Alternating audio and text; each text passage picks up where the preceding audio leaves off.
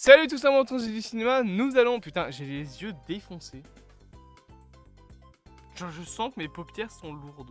J'ai les dead eyes là, vous savez, les yeux de mort, genre. Je les ai tout le temps, c'est horrible. Nous allons parler aujourd'hui de Sonic Prime, épisode 5. Je sais qu'il n'y a plus eu de critique de l'épisode parce qu'il y a eu d'autres trucs qui sont passés sur le côté. En plus, aujourd'hui, j'aimerais commencer les critiques de Cyberpunk Edge Runner. Donc il faudra que je regarde l'épisode 1 pour vous faire la critique ce soir. Donc je sais qu'il n'y a pas eu de critique du truc, enfin des épisodes, que j'ai pris un peu de retard. Mais, cet épisode 5, écoutez-moi bien, était incroyable. Pour le coup, il était vraiment touchant. Alors, il était touchant, mais je trouve que c'était facile. Genre, dans l'épisode, donc, on a plusieurs passages, notamment un passage qui va expliquer un petit peu la relation qu'il y a eu entre les Ravageurs, pas ceux des Gardiens de la Galaxie, hein, ça veut dire les versions alternatives de Knuckles, Tails, Rouge et... comment il s'appelle l'autre con là, Big le chat. Il faudra m'expliquer quand même pourquoi est-ce que ce personnage rouge est aussi importante dans la série, vraiment dans Sonic Prime, c'est limite le personnage principal, le truc. Mais bref, passons, après c'est Rouge, c'est un des Shitty Friends de Sonic les plus importants. Mais donc, on va un peu découvrir la relation qu'il y avait entre eux et découvrir aussi pourquoi est-ce que les Ravageurs se font dégager par Sauvage, donc la version alternative de Amy Rose. Et c'était touchant d'avoir ce passé un petit peu, de découvrir un petit peu les raisons qui ont poussé le personnage à devenir fou comme ça. Aussi d'avoir en fait les visions des deux groupes, genre d'avoir le point de vue des deux groupes. Pour les Ravageurs, elle est juste devenue complètement tarée et elle les a défoncés juste par pure folie, alors que pour elle, bah, en fait, elle a... Amy Rose, dans cette version alternative, techniquement, tout ce qui s'est passé, c'est qu'elle a découvert le capitalisme. Voilà. Elle a juste découvert, en fait, que, bah oui, ils allaient utiliser les ressources de la forêt pour eux. Et bah... c'est le principe d'un humain. Enfin, c'est le principe d'un être humain, même. Oh, c'est compliqué de parler de ça, parce que quand c'est des êtres anthropomorphes comme Sonic, tu peux pas vraiment dire que c'est un être humain, mais en même temps, sa relation et sa personnalité, c'est un être humain.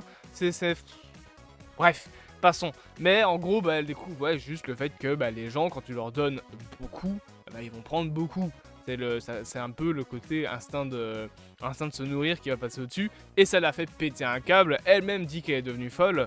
Et je trouve juste que ça fait un peu trop le fait qu'elle tombe sur ses genoux, qu'elle commence à pleurer en mode « Ah, qu'est-ce que j'ai fait bouh oh, dramaturgie, pleure oh, ça va, on a compris. Je trouve que ça fait pas très bien jouer. Voilà, en fait, c'est surtout le doublage qui me pose problème. Parce que, en soi, le fait qu'elle se rende compte qu'elle ait fait des erreurs... Je trouve que vraiment la scène est touchante, en mode tu comprends un petit peu le point de vue de chacun. En plus t'as Sonic, tu sens que Sonic il en a marre au bout d'un moment, il est genre mais putain mais arrêtez de vous taper sur la gueule, c'est bon, parlez-vous 30 secondes. Donc j'aimais vraiment beaucoup cette relation. Et on a aussi Sonic qui est un petit peu développé là-dedans, dans le sens où il va un petit peu recalquer tous les problèmes en fait que ce groupe a dans cette version alternative du monde, de se faire confiance, avec la manière dont il était avec ses potes à l'époque. Genre à l'époque, bah, du coup, ce fameux grand arbre qui est le feu verdoyant dans l'univers des Ravageurs, en fait c'est juste un palmier où Sonic a beaucoup de souvenirs avec ses potes et où il prêtait pas beaucoup attention, il s'en foutait un petit peu du palmier et lui il était juste là pour bouffer les chili dogs. Mais au final tu te rends compte quand même que bah, il tient quand même à ses potes, parce que par exemple quand les Ravageurs vont se réconcilier avec Sauvage, tu vas voir que Sonic va faire le symbole d'un appareil photo, vous savez, des deux espèces de L qu'on met pour faire semblant que c'est une caméra, et tu vas avoir un flashback de la même chose. Il fait la même chose, mais au moment où il était dans son univers avec ses potes qui étaient autour du panier en se racontant des blagues, etc. Donc tu sens quand même que Sonic retranscrit un petit peu la relation qu'il a avec ses potes par rapport à la relation qu'a Sauvage avec les Ravageurs. Donc j'aimais beaucoup ça. J'aimais beaucoup aussi le fait qu'on te montre voilà, la forêt qui a besoin d'un trou pour se libérer, etc. Pour la lumière. Je trouvais vraiment ça très très cool. le petit oiseau en plus qui est derrière, qui va sortir et déployer ses ailes et être tout content parce qu'il peut enfin voler à nouveau. Je trouvais vraiment que c'était, voilà, histoire très mignonne. Le seul truc que j'aurais à redire, c'est que j'ai l'impression que c'est fort limité en termes d'animation, hein. Genre, il y a beaucoup de plans où je me dis, putain, le plan il est vide. On dirait une animation où il manque du détail. Genre, par exemple, regardez, je sais pas moi, la texture du bois, la texture des arbres, on dirait genre des textures un peu étirées. Ça se voit vraiment que c'est pas... Genre c'est de l'animation vraiment très basique. C'est vraiment genre... c'est de l'UV mapping quoi, genre bon voilà, je vais vous parler avec un langage que vous ne comprendrez pas si vous ne parlez pas le langage d'animation, voyez-vous. Mais c'est de l'UV mapping de base, que c'est juste on a pris une texture, on l'a foutu sur un arbre et puis hop basta, voilà, ça te fait un arbre, t'es content, ferme ta gueule quoi. Du coup genre voilà, je trouve qu'il y a beaucoup de plans en fait, notamment dans les passages où on est en forêt, où vu du haut, la forêt elle fait vide, parce que le problème c'est que les feuilles n'étant pas détaillées, bah t'as juste un tapis de feuilles avec 2-3 arbres de temps en temps qui dépassent de la grande forêt, de la jungle, où il y a tout un dôme de feuilles autour de la jungle, tellement la jungle a poussé à cause de sauvages. Et d'ailleurs c'est ce qui va représenter le fameux trou que fera le marteau de sauvage dans la fameuse grande couche de feuilles, c'est se libérer un petit peu de ses erreurs.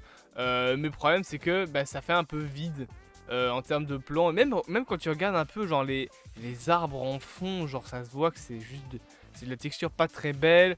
Même les feuilles, regardez les feuilles là, ça se voit que c'est la texture de feuilles de base de Sonic. Après bon, je ne demande pas à ce qu'on ait une animation comme Arcane, mais voilà quoi, c'est vraiment, c'est genre ils se sont pas cassés le cul quoi, c'est l'animation, ça là, je suis sûr que t'as les modèles 3D, tu fais pareil, voire mieux en une semaine, même pas, même si tu connais pas en Blender, parce que si ça a été fait sur Houdini ou sur Maya, Maya je sais pas si c'est plus compliqué ou pas à prendre en main, mais je sais que Blender c'est très facile à prendre en main. Franchement, ça, il y a moyen de le faire sur Blender, hein, en même pas 10 secondes. Hein. Enfin, peut-être un peu plus quand même. Mais voilà, on n'est pas sur de l'animation très compliquée. J'espère donc que cette petite vidéo vous aura plu. Bien évidemment, n'hésitez pas à vous abonner, à partager, à liker et à commenter. Et on se dit à bientôt pour de prochaines aventures.